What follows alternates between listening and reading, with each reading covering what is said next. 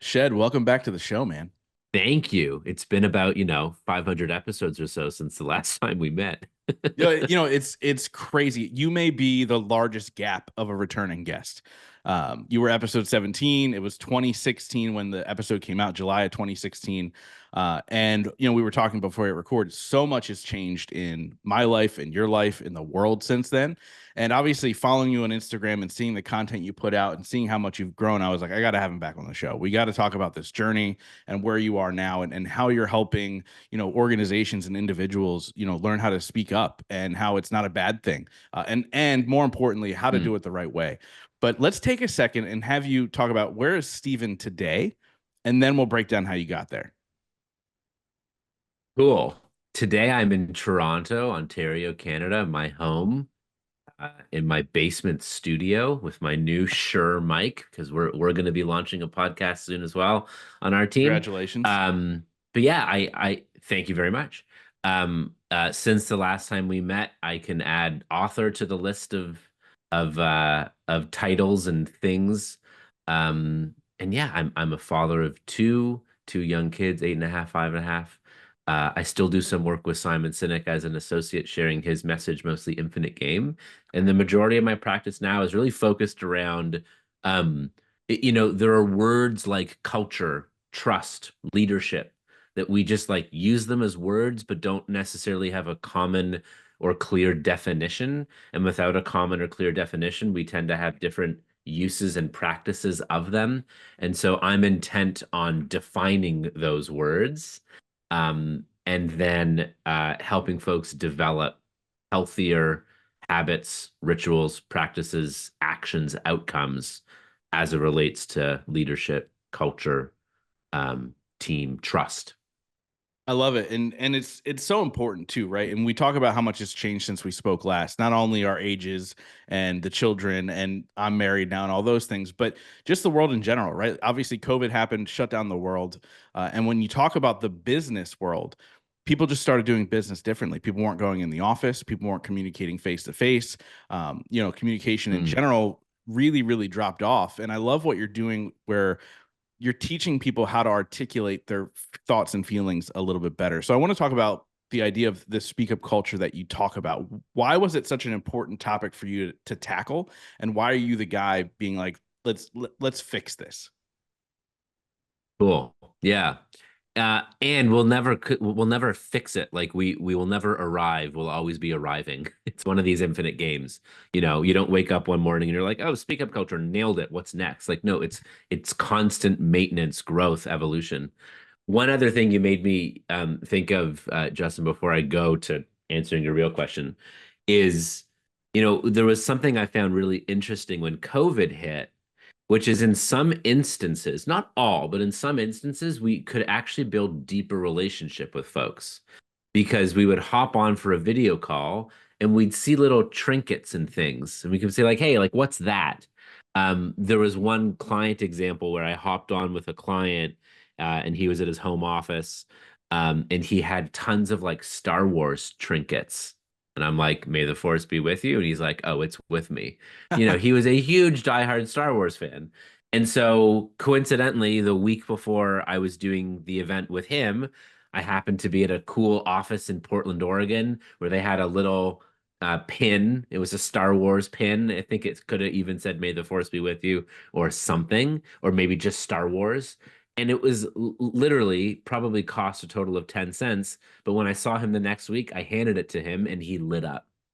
And so, in some respects, like I've heard teams that never turned their video on during COVID, and then I saw teams that did. And you could meet people's cats or children or see little trinkets or things that was just like shouting meaning. Like I could say, "Hey, what's that picture over your shoulder?" And you can show it, and we can have a meaningful conversation and actually build relationship. And the value of that relationship is we can accomplish more together because any relationship between two individuals or more, it's like a Venn diagram. Like there's you and your relationship with yourself, there's me and my relationship with yourself, and then there's the Venn of where it meets, right? Um, to answer your question head on that you asked however many minutes ago, I mean this book is semi-autobiographical. Um, the last chapter is called It's Personal, because I believe everyone's leadership journey is personal. And this is a book about leadership and leadership development, and its impact on culture. Um, but the sort of personal entrance for me into this work, one, I grew up with a stutter. I married a speech therapist. Good choice. Um, uh, but I know intimately the feeling of voicelessness, like having something to say, but not saying it, or trying to say it, but it doesn't really come out, or like shrinking. Um, and I've come to realize we don't need to have a stutter or a speech impediment to feel voiceless. At any given point in time, I think every single human being has felt that experience at least once, of feeling voiceless in a relationship, in an institution, in a job, in society, right? So that feeling of voicelessness, I think, is universal, and we feel empowered when we do have voice. Mm. The other is, in my, nearing 20 years of career up until this point, I've seen a myriad of teams, a spectrum of teams. I've seen teams, and I've been part of teams that legitimately have a speak up culture. You can talk about unpopular stuff. You can bring appropriate personal stuff. There's a version of the story where there are inappropriate personal things, but vulnerability in a speak up culture requires context, right? But you can bring it with courage and have hard conversations, and it leads to deeper, better relationships, and better, more informed decisions and better results. I've also seen teams that say they have a speak up culture until you test it just right, and it turns out that there isn't one, or it's a speak up culture, but like not in that room or that topic or with those people. It's selective, which isn't really a speak up culture, because you're walking around trying to avoid landmines and shards of glass, right? Yeah. And then I've also seen teams that, at least they're transparent about it. They don't have one, and they don't pretend to have one. And that's better, I think, than one that claims to have one, but it isn't safe and worth it to speak up about all of the things that should be appropriate at work to be able to speak up about. Yeah, I thought it was fascinating because you started talking about, oh, what's the picture, and you told the Star Wars story and all that stuff. Because I have not been in corporate since 2018, so I haven't been in that type of. I have a team now that works with me, but I haven't been in that type of environment since 2018. And it was always the culture of don't bring your personal stuff, whatever it was, into it, even if it was the fun stuff, right? At least with the bosses that you had and so on and so forth. What's the importance of Oh, by the way, to answer your question, it's a picture from my wedding, and I'll show you after we're done recording. Oh, nice. Uh, and, Love and it. so Thank you. the what's why is it important to have a speak up culture, right? You mentioned organizations that they do not have one, and that's the way they like it. Why would they even consider switching it up? Well, they like it. Organizations like not having a speak up culture because it's seemingly easier. It's more the command and control. It's more hierarchical. It's it's industrial revolution. Here's widget, turn it. And that's not the reality of the vast majority of our work now. Um, the way I define a speak up culture is it's an environment in which it feels both psychologically safe and worth it to share ideas, even if they're half baked, to share feedback, the purpose of which is to help one another grow and to build empathy, right? It's not called knock down back, it's called feedback. Like, the purpose of it is for us to build deeper relationship. Ideas, feedback, concerns, right? Share smoke before it becomes fire. This could be ethical, safety, health, product results, efficacy, anything. Disagree. The true test of a speak up culture is how well do we disagree and debate with one another. And yes, it is possible for human beings, even in 2024 or 2025, to disagree and respect each other at the same time. And do we ever need a muscle building in that capacity? And inside of a speak up culture, we can raise our hand and admit mistake, take accountability for mistake, believing or knowing that the response will be improvement, not being repeatedly ignored, or worse, being punished. And so, why would an organization want that? Well, you operate as a higher functioning, higher trusting, high performing, and better, more sustainable creative results when you have a speak up culture. because people can raise their hand and say, there's an issue with this, or I'm concerned about, or this could be better. Um, that's why it matters. Yeah, and it's so funny as you're talking about this, I'm flashing back to jobs that I had and how it was not speak up culture. So I'll tell you a story really quick, and it talks to the other side and why it's not healthy. So I worked for an organization. I was one of the directors within the organization. We were having a meeting with all the directors and the CEO, and we were rebranding this organization. The CEO passed around what would be the new branding. Hey, I want to go around the table and get feedback from everybody. Everyone's like, "Oh, it's great, it's great, it's great," and I was like, "It's not really great. Here's why." Come to find out, he didn't enjoy my feedback because his wife redesigned the branding, which we were not aware of. And then 3 months later, that's when I got fired from that job, and that was my last shot in corporate. I went full-time entrepreneur after that, so it was a blessing. But it was the exact opposite of what you're talking about, right? But if you get feedback from everybody, the organization can be 10 times better because it could be very good feedback. Maybe my feedback wasn't good, but it could be 10 times better. Is that what you're talking about when it comes to speak up culture? Yeah, but it's also like, you know, communication is a constant dance, right? And it takes at least two to tango. So if you're like, hey team, I want feedback on this, it's like, do you really? As well as when you hear that request, you're allowed to negotiate. You can say, hey boss, what are you looking for? And if the boss goes, I'm really looking for critical feedback, you're like, great, I'll bring it. If the boss goes, well, if I'm honest, my wife designed this and I'm just looking for you to affirm that it's great. And then you're like, all right, I'll tell you all the reasons that it's great. Is there openness to hear ideas on how this can be improved? And there is a yes, no, or maybe. So, like, someone hearing this could be like, oh my God, that's exhausting. Like that dialogue is like so overly explicit. And I'm like, yeah, but you got punished for inappropriate implicit communication. Hey, team, I want feedback. It's like, do you really? So, especially when we're going to share something that feels like a risk, I am a fan of saying, this feels like a risk. I don't know if I want to say what's going to come out of my mouth next. Do you want feedback that might be counter to what you've presented to me?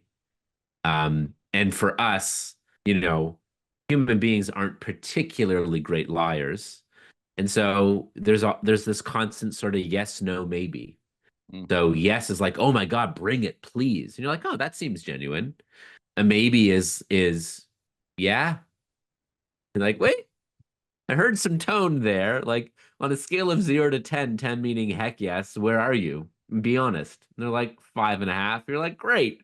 So I'm probably gonna filter what I'm gonna say now. And then there's also a no. So I think especially when we don't have a ton of trust or relationship, we need to be really explicit in is the light green, yellow, or red here as it relates to how much truth you want me to share and how unfiltered, unvarnished I can be in that truth based on the trust in that relationship and how much humility and courage and vulnerability is exposed in those individuals and in that team. Yeah, So yes. no, I love it. And so one thing I'm realizing with how you're communicating this, and it's really about asking the right question. You almost frame it as an upfront contract, right?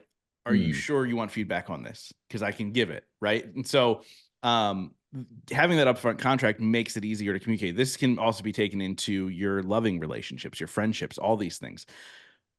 How can somebody find the self-awareness to go, oh, hold on, let me take a step back and ask a question first before just spilling the beans? So hard work. I've found that any change in behavior or culture moves across three interconnected gears, and they all have to be turning and in this toward the same outcome. Um, the first gear is mindset, the second is actions, and the third is systems. And so, a shift in mindset, we could have someone listening to this podcast right now, and they're like, wow, I should totally shift. Anytime a question is asked of me, I should ask another question back just to make sure we're on the same page, right? That could actually shift or transform someone's mindset. Now, I can't just, touch your forehead and say, heal, you will become more curious. Doesn't work that way. And just because you have a shift in mindset that you ought to be more curious doesn't mean that anything in your actions have changed. So if you're like, I should be more curious, and you successfully do nothing about it, that's called a hallucination, right? So first is a shift in mindset, then is a shift in actions. Do you take that shift in mindset and then actually ask better, more open-ended questions? And there's tons of resources. One of my favorite on the topic is a book by my friend Michael Bungay Stanier called The Coaching Habit, sold over 1 million copies. It's based upon 7 powerful questions. It's mucho powerful. Recommend. What's also fun is you can actually act your way to new thinking. This is some cool stuff. So if you want the managers on your team to be more curious, you could insist that they have to ask powerful questions.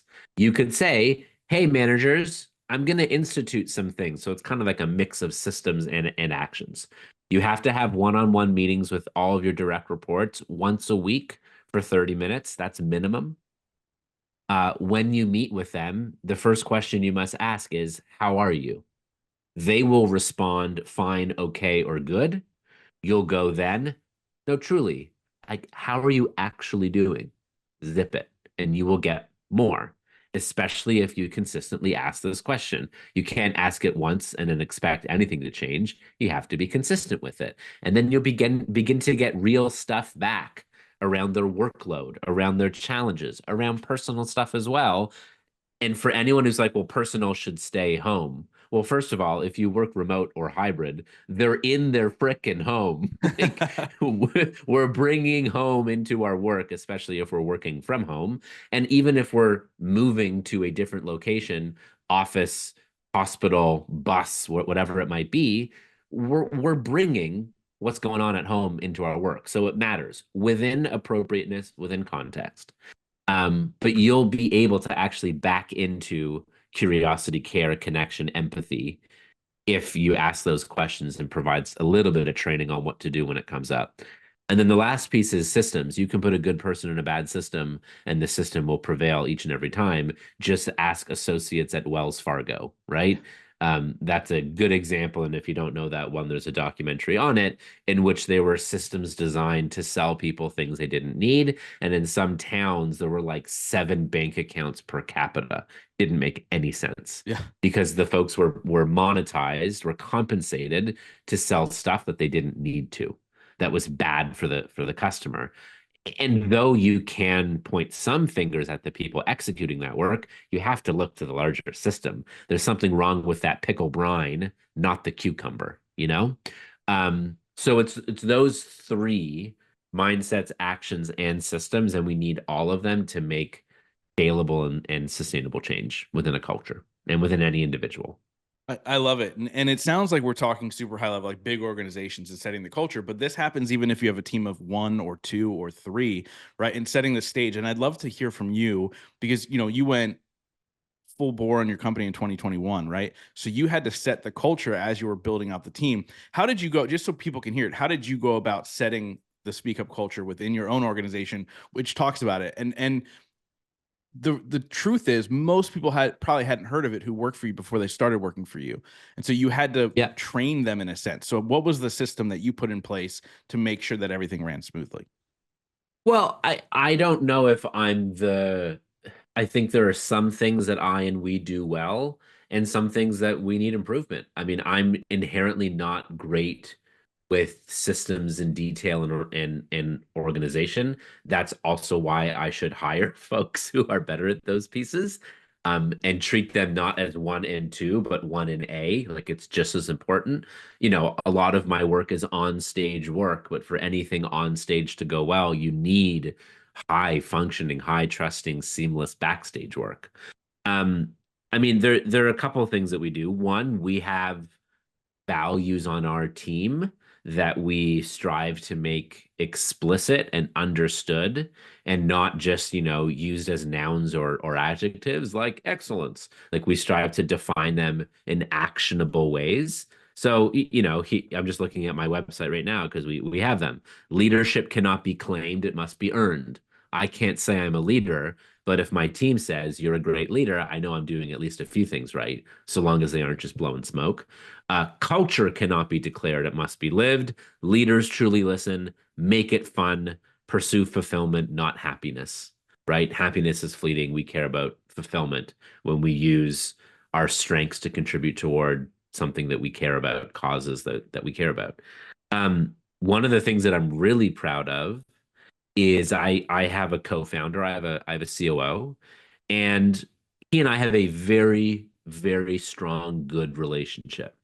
Um, I like to think that we're both decently self-aware men, that we are vulnerable, that we are accountable, and yet I still knew that there's more and better we could do outside of just having a great relationship. And so we've invested in a business partnership coach.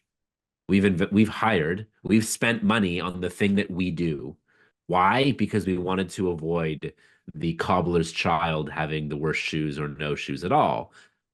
We cannot take for granted that just because it's our line of work, that we're going to give ourselves hall pass. No, we actually have to work harder at it. So, we value the whole human. We value emotions. Emotions are data, and we bring that data to work every single day, striving to own it and share it in responsible ways. And I'm really proud that we've put our money where our mouth is, and we've invested in the very thing that we claim we're about. Yeah, I think, a coach or a leader who doesn't have their own coach is the person who I would never want to hire, right? Because they're not holding themselves accountable to certain things. And so I love hearing that. Now, the one thing that keeps popping in my brain, the one word, and you even said it in your last answer, is self-awareness. Like you're Mm. very, very self-aware. You can tell by how you communicate and go Thank you. about your business. With that being said, self-awareness is something that is lacking in many, many people in the world. Do you believe self-awareness is something that can be learned, or is it something innate in us? So I think it is innate and it can be developed.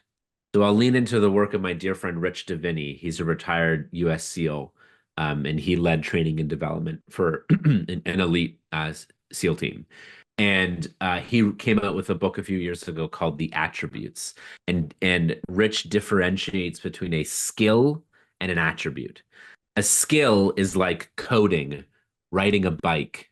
Listening is a skill. We can actually enroll in a course and learn tips and tactics to become better listeners. But self-awareness, compassion, adaptability, patience, list goes on. And if you want to learn more about the attributes of high performing teams, check out Rich's book, and they have a brilliant assessment on their website, theattributes.com. Highly recommend. Attributes are innate, but they can be developed, not learned like a skill. So an example is, you can learn how to become a better bicyclist, but in the process of learning, you fall off and scrape your knee. Even if you're a 5 or 6 year old kid, you will have different responses to scraping your knee. Now your attributes are showing as you're learning that skill. Mm. Do you hop right back on the bike, blood strolling down, your leg into your sock, or can you not be in the same room with the bicycle for the next 3 weeks? None of these are wrong, right? It just is. In one circumstance, you're probably higher on perseverance, determination, courage, whatever. In the other one, you're more cautious. Now, cautious isn't bad. It can come in handy. All of these things can derail. If you have great courage, perseverance, determination, you might do stupid things that you shouldn't be doing. Whereas if you're cautious, you might avoid that. Too cautious, you don't live life. So it's Mhm. it's it's there's two sides of a coin for all these things. When it comes to self-awareness, there are things that you can do to develop it. It takes awareness that you ought to develop it. It then takes putting yourself in deliberate situations and circumstances where you can grow it, and a belief that it's worth, like there's motivation. And so you can take self-assessments, you can hire a coach, you can read books, you can journal, you can build in time for reflection, you can seek to get feedback from people closest to you who experience you consistently, whether at work or in life. You can do a 360 assessment. You can totally increase your self-awareness. And for some of us, it might happen quicker because we have more innate self-awareness. And for some of us, it'll just happen slower or take more effort. Yeah, I love that. And it's funny because obviously we all know who Gary Vee is, right? And he talks about how self-awareness can't be taught. And he's really stern about it. He's like, my superpower is I'm Yep. self-aware, and I wish I could give it to everybody, but it can't be. Which, by Can't the be way, that's bullshit. I have to, like, Gary Vee, like, love you, dude, but you can't call yourself a good listener. You can't call yourself self-aware. That lacks humility, and that in and of itself would lack self-awareness. There are certain things that are far less meaningful when you claim them for yourself. I'm a great leader. I'm such a good dad. I'm a really good listener. I'm so self-aware. Credibility down, right? It's more Yeah. meaningful when others describe it of you. So earn it as opposed to claim it.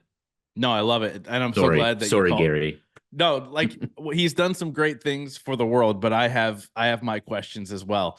And it's fascinating to when one leader, because he's a leader in a sense, right? When one leader talks about another leader, um, and the approach, right? And I think there's different types of leaders in this world. And so what I want to know from you is like, how do you define a leader? Mm, And you talk about yes. earning that leadership. How does one put themselves in a position where they feel like they can earn that leadership role or title? Oh, interesting. Well, so again, leadership is more powerful when it is bestowed by the group as opposed to claimed by an individual. I think the best and strongest leaders that I know, there's sort of like a stew of attributes. And there's no such thing as a perfect leader. There's no such thing as a perfect human being. Um, uh, but again, I think anyone who looks themselves in the mirror and says, I'm a great leader, you've just tripped. I think you have to look yourself in the mirror and say, I strive to lead. Mm, And you don't get a hall pass for what you've done earlier in the day because you can mess it up with a word or an action. Which, by the way, if you do, great leaders are aware of it and own it, or when they do become aware of it through feedback or reflection, they own it. But yeah, I define leadership. Leaders are the one who move us toward better, stronger futures. That can be subjective because people can have different versions of what a better future could be. Um, but I think strong leaders have a good mix of a handful of attributes. I think we're working. The first episode of our podcast is going to be called "What is Leadership?" and we're attempting to like define it. And so I think leaders have a few attributes. One, there's like a bucket of care, compassion, empathy. Leaders have that. And there's emotional empathy and there's cognitive empathy. Like there's some things that I will never be able to emotionally empathize with others because I don't have the same lived experience as them, but I can strive to have cognitive empathy. sure. Leaders are authentic, which doesn't mean that leaders have to be warm or charismatic. I think we actually get into trouble in society when we say leaders have to be warm and charismatic. I think we have a propensity for selecting narcissists when we say leaders have to be warm and charismatic. My best, most effective leader ever in my career was consistently cold and grumpy, but consistently. And that's who she was. She had a good sense of humor, but she was salty. Like she was hard to work with and hard to work for. And, but yet, she still had empathy and compassion and care. I knew she had my back. I knew that she was being difficult with me so that I could grow. And our favorite leaders aren't the ones, Justin, that let us coast. Our favorite leaders are typically the ones who help us grow and challenge us and push us. So, care, compassion, empathy, authenticity, service orientation. All leaders serve. Hard stop. Um, Mm, Decisiveness, making decisions, accountability, owning it when it doesn't go well, disproportionately so, giving credit when it does go well, disproportionately so, humility, courage, vulnerability. this is the stew for me of a leader, which is why, we have all these terms like visionary leader, bold leadership, servant leader, human leadership. Like, are you kidding me? Like, it's just leadership, and you will rank higher and lower on these attributes. Um, and yeah, I also do think we get into trouble. Visionary and leader are two separate words. You can be a visionary and not a leader. You can Mm. also be a leader and not a visionary. And you can sometimes, in the rare circumstances, both be a visionary and a leader. I think Richard Branson is a good example of one potentially. Yeah. Yeah, I agree. When I think about people on his level, he may be one of the only ones that's both. Yes. Yep. That is both. Yeah. He definitely has vision and he doesn't seem like an asshole. Yeah, yeah. And a You see, lot of visionaries are assholes. yeah, I would love to have a drink with that guy. I think it would probably be one of the most fun nights of my life for sure. Yeah. Um, And his children who seem lovely. that's big So, too, right? Like a lot of these people's children don't turn out all right either. So it's just a fascinating thing when you pay attention to that stuff. Um, so many questions in my head, but I want to switch gears a little bit because I lead a mastermind, I host retreats, I do all these types of things. Speak up culture can be infused into all those things as well, but there are certain times when an individual speaks up too much or over mm, speaks up. That yeah. that person, to kind of give context to people listening, that person, when go back to school, right? That person like who has a question about every little thing versus like this should have been a side versus the whole group. How do you know what is enough speak up and what is going overboard, speaking up too much? Yes. So there are some nuances with the speak up culture. So, uh, this is very good. So a few things come to mind. One is an acronym WAIT, why am I talking? Which I think is just a nice litmus test for ourselves. And for extroverts, like I'm naturally extroverted, the acronym WAIT helps me actually muzzle and filter myself a little bit more. And for those of us who might be more introverted or it's harder for us to speak up, that acronym WAIT, why am I talking, can help us build more courage.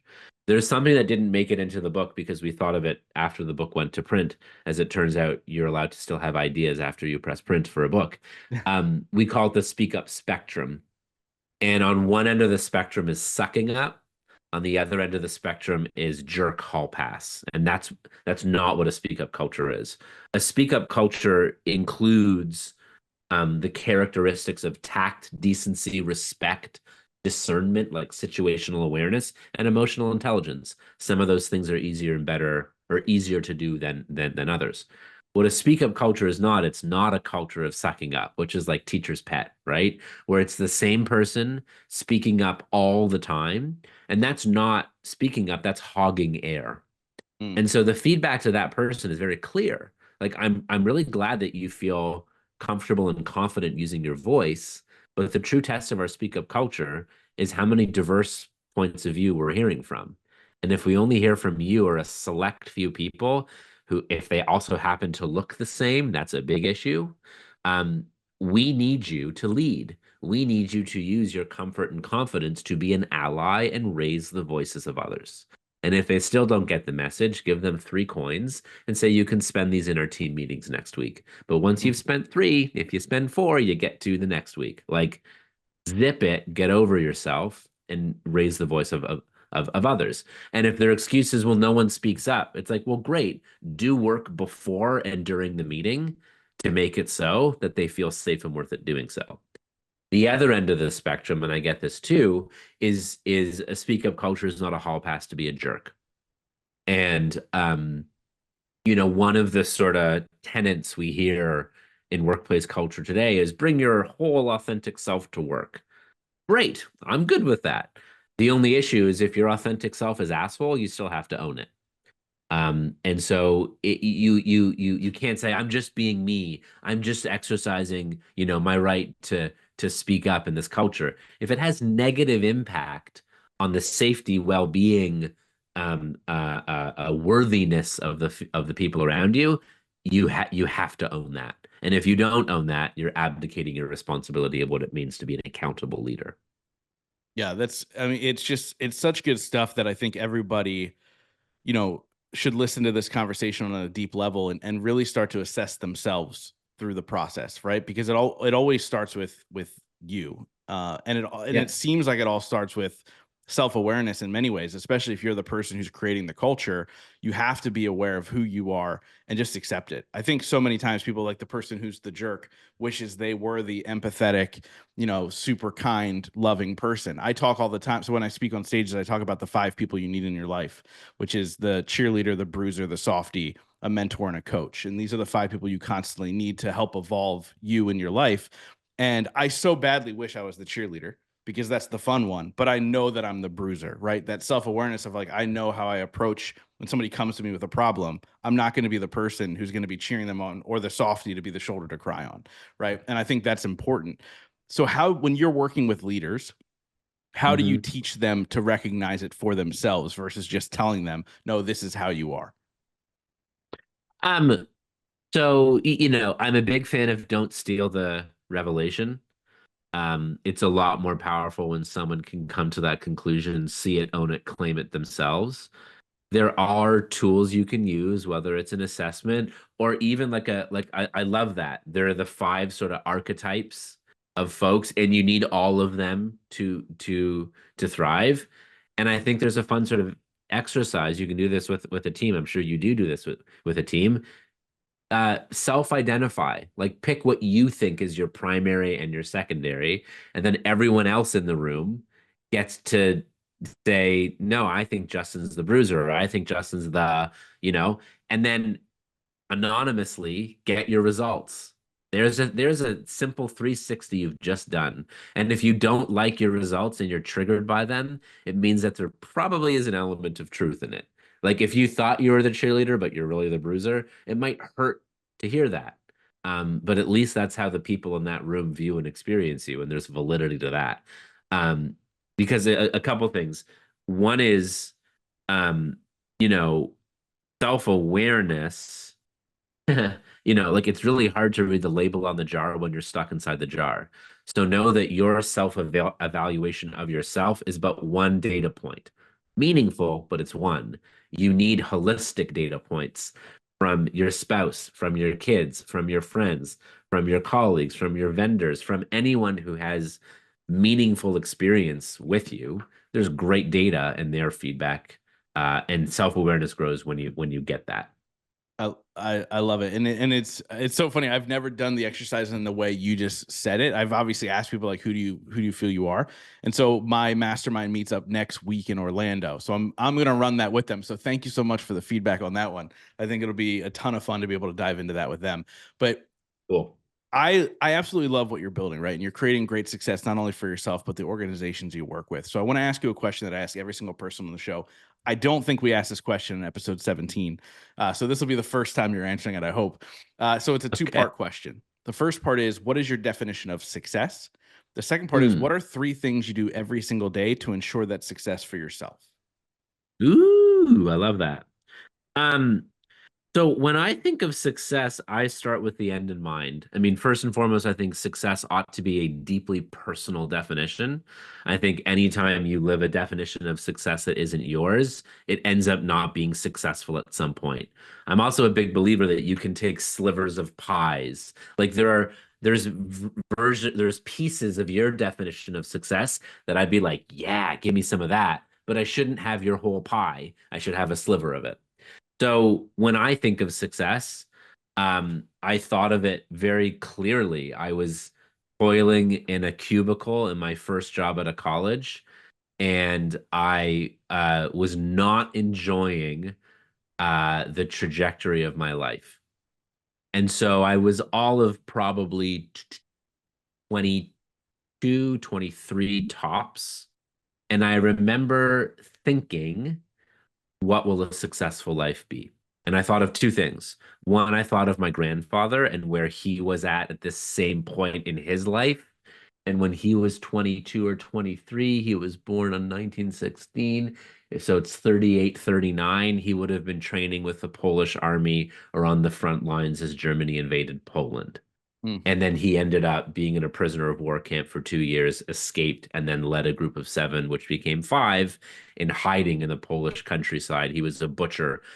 His family lineage was being a butcher, so he knew all the farmers, and they helped keep him alive, or at least his knowledge of the area helped keep him alive. And he survived the Holocaust and World War II. amazing. Um, There should and be a that sort movie of gave about me. that. That's my next book. It's going to be called The Book of Ben, and I'm writing it for it to become a movie as well. So I love stay it. tuned. But that gave me a lot of freaking courage and perspective of like connecting. And my grandfather was alive at that point. He was 95 at that point. Um, that gave me a lot of perspective and courage that I needed to make my life matter, as I felt as though I needed to make my life matter as much as possible because of the sacrifices that came before me in my lineage. And then for some reason, I just had a vision of being out in sunshine. There was grass, there was laughter, there were three generations. There was me, my kids, and my kids' kids. And that's just my definition of success. It's not oodles of money, it's enough money to facilitate the life that we want. And it's about healthy, joyful, stable um, relationships with no guardrails to what we can discuss. That's my vision of success. And that's what I'm working toward. And I'm so grateful that I have a life partner, my wife, Julie, that, we're aligned on that. Um, so yeah, that's success. I The love, by three the way, things I can go. I love that answer. And it's one of the most unique answers I've ever had on the show. And I've probably asked that 400 plus times. So I love that. Thank you. Thank you very much. I'm also really inherently good at like step 10, but not so good at steps 2 through 9. So ironically, the second question is a lot harder for me. Um, I'm a really big believer in writing down notes. So like my to-do list, I have stacks of paper, and then it'll get to like 6 or 7 pages, and then I feel scattered, and then I take out a new page and I rewrite my list. Like I'm analog and I do it that way. That's a big one. Every day for it to be a day where I feel successful, I have to move. It doesn't need to be crazy intense exercise, but it does need to be some movement. Try to get in as close to those 10,000 steps a day as I can. Um, Eating well, but not in a restrictive way. And then at least one conversation with someone I love where we get to check in on how each one of us are truly doing. I love it. So obviously, I've been able to sit down with great leaders, some of the most impactful people in the world, people like Ed Milet and Gabby Bernstein and all these other individuals on this show. And I've learned so much. And somebody asked me a question recently, and they said, "What's the biggest lesson you learned?" And it was really hard for me because you have 500 plus episodes and a ton of knowledge. I don't really know what the biggest lesson is. You had the opportunity to be the right hand man to one of the greatest leaders in our generation, which is Simon Sinek. I think I said his last name right. Yeah. That's right. He Okay. is I would he is love he is an optimist. He is an optimist, but it's described as cynic. Yes. Yeah. I love it. So I would love to hear from you working with him. What's the biggest lesson you learned that you now have taken into the culture that you have built? Oh, cool. Two things. And both of these are works in progress still. One is Simon taught me through a mentor who taught him that 3/4 of an answer is better than an answer and a half.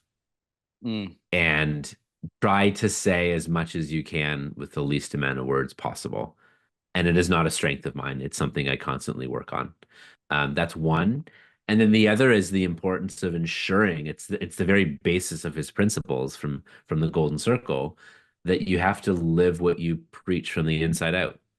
Um, Avoid the issue of the shoe cobbler's child having no shoes or yeah, no shoes at all or worn shoes.